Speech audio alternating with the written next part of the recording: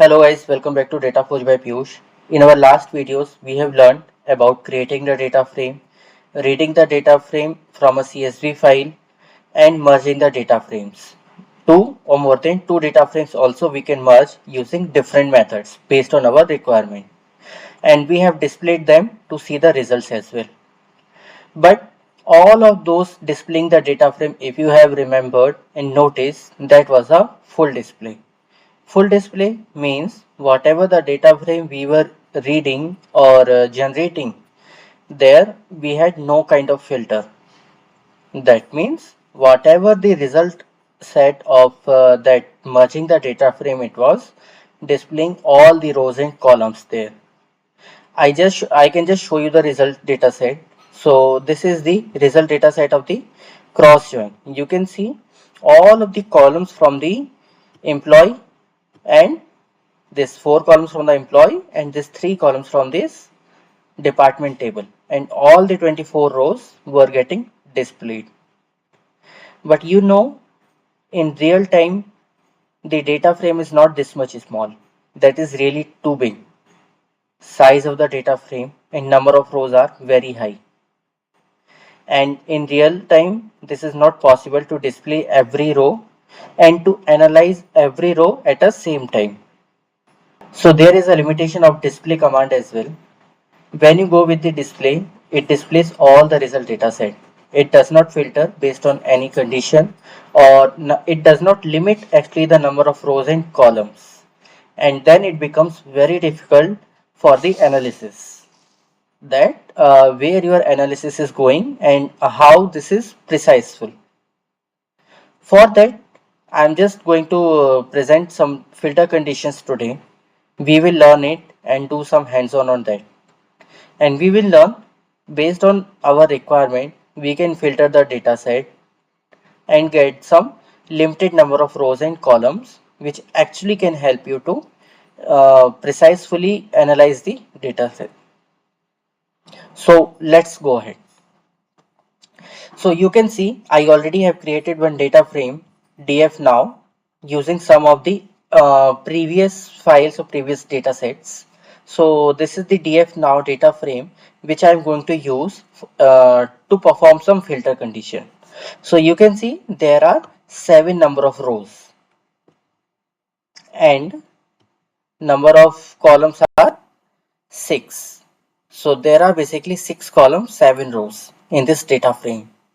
But all of this is not useful for the particular kind of analysis. If you just want to perform your analysis on finance department or IT department or HR, if you just want to know about HR departments, what all departments are located at Delhi location, or what all departments are providing to employment to which employee, or which all employees are working there.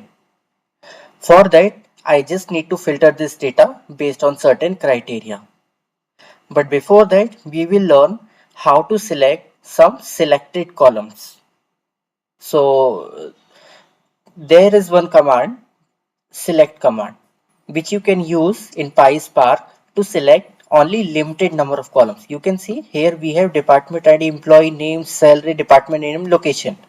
But you are no more interested in salary column, or you are no more interested at employee ID or in your location wise. Whatever the location, whatever the salary is employee getting, you are not interested. You are interested to know what all employees are working in which department. So you just need 2 columns, employee name and department name. We can write this select command, select statement, where you are going to actually select only these 2 columns. So let's see the syntax for that. So what is this data frame we have? df now. df now dot select. Select for what? Which column you want to actually select. So how you can select? There are 2 ways to select. Either you can just put your column name under under this double quote. Suppose you want to select employee name. You can just put it and then show or display. So now we are going to display only employee name from this data set. See, none of the other columns from this data frame has arrived. Only this employee name column. That only has come. All of this here, 7 rows. Now what is the another way I was talking about to select the column? I will just copy this command, paste it another way, paste it another cell, and let's see how you can. What is the data frame? You can just type it here, df now dot your employee name. You can keep your data set or you can keep your column name like this as well. You does not require to keep it in a double quote manner. Here, now coming to the difference between these two selection statement, you can see you have put all this employee name and what was here, your employee name under double quote. But what is the difference and how the another one is beneficial or another one is different from each? So for this you can see we are putting this employee name under double quote. Suppose and what you are giving exactly name what you have this in your data frame, this employee name. This is case sensitive. EMP and in caps then AME.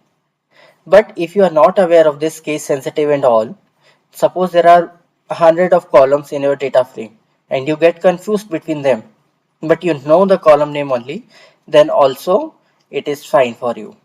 You can use this select command where you does not require to provide the column name in a exact syntax or in a exact case what is in actual data frame. You can just keep it like this. If you put it EMP name in all in small or all in caps, then also it works. But here with this data frame dot employee name, let's see, it does not. Why? Because it only accepts case sensitive column, only the matching case column, which has an exact match for the column which is available in the data set or in a data frame. So this is the difference between these two select command. So this is how we can select two limited number of columns, either 1, 2 or 3. You can just put comma here and put your department name, another column name.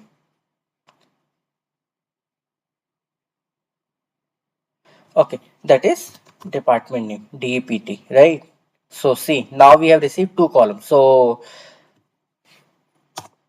comma your next column name. You can just select multiple columns like this, 2, 3, 4 or 5. Now you can see your column is fetching all the records from this data frame. It is not filtering any of the record, but you want to see all the data from department table only or from your IT department only. Then you need to apply the filter condition. How that filter works? Let's see that. Applying those filter into this same data frame. What is the syntax for the filter? Df underscore now dot. You have to put filter keyword here, filter keyword, then df now dot department name should be equal to IT. This is what we are expecting, right? This is what we are actually expecting, and we are going to display this.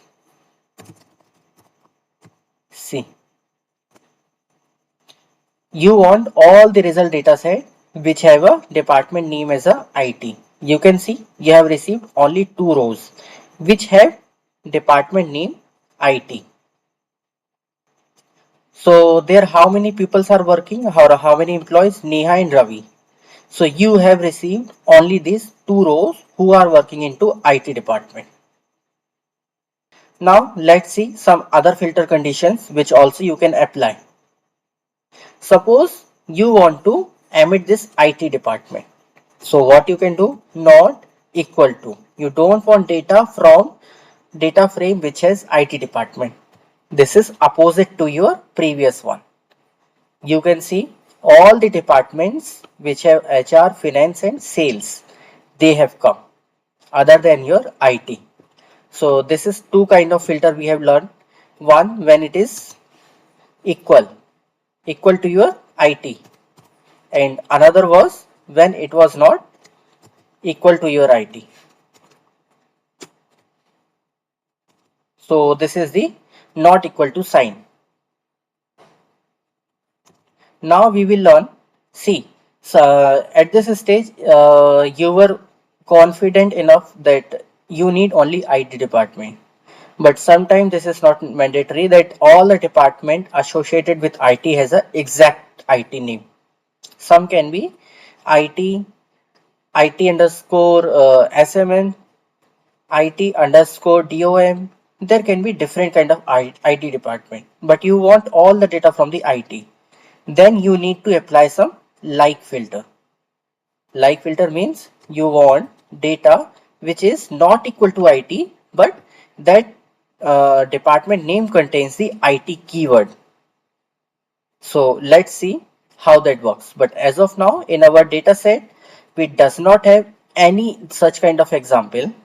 I will put finance for FIN for finance.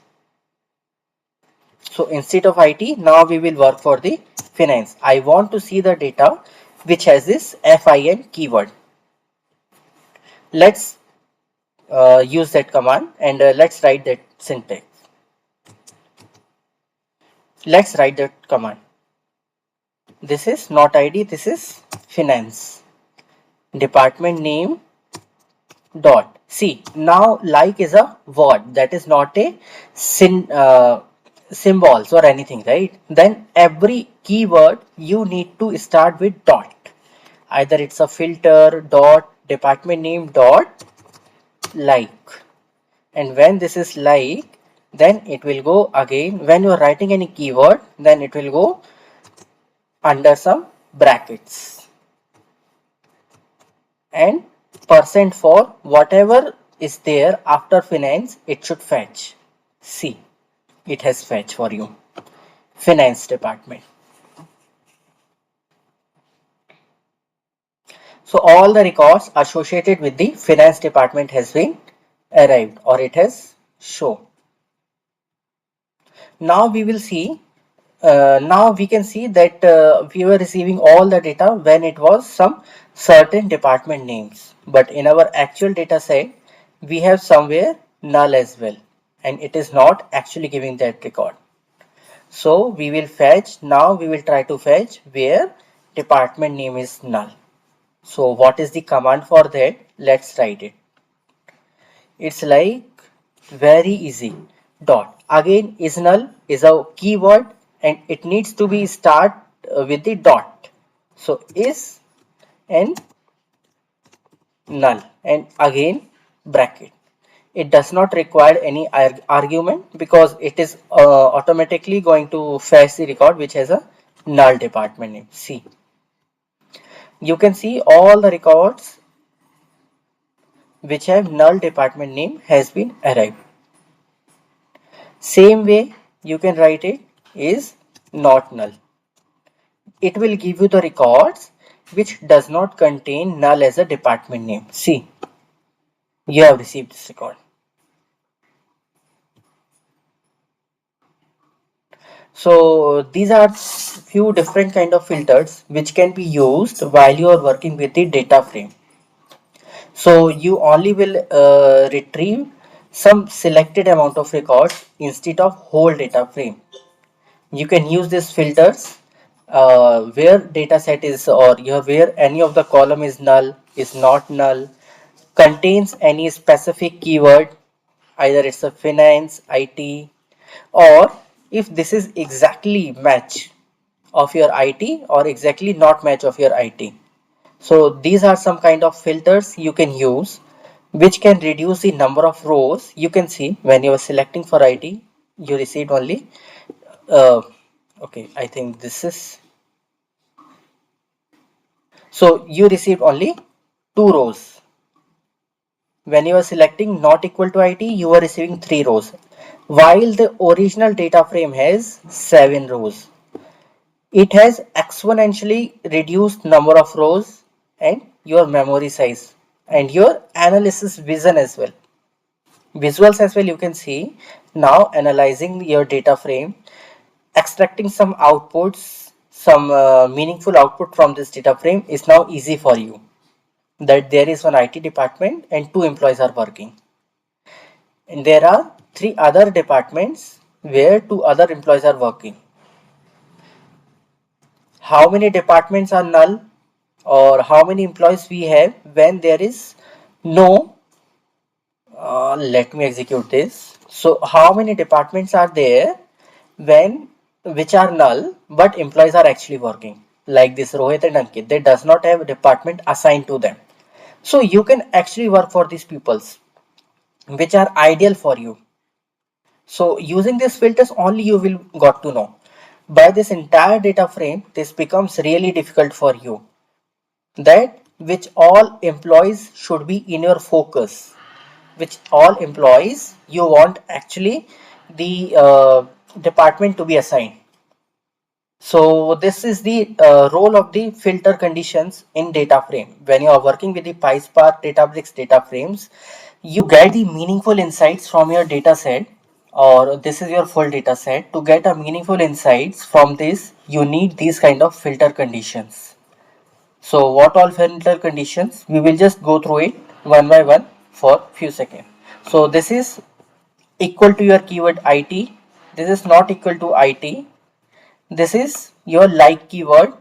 This is null and is not null. If any of the column is having nullable values and you want to extract only those, or you want to remove or skip those values, then you can use this is null or is not null command or keyword. So this was all about the filter conditions under data frame for PySpark and Databricks.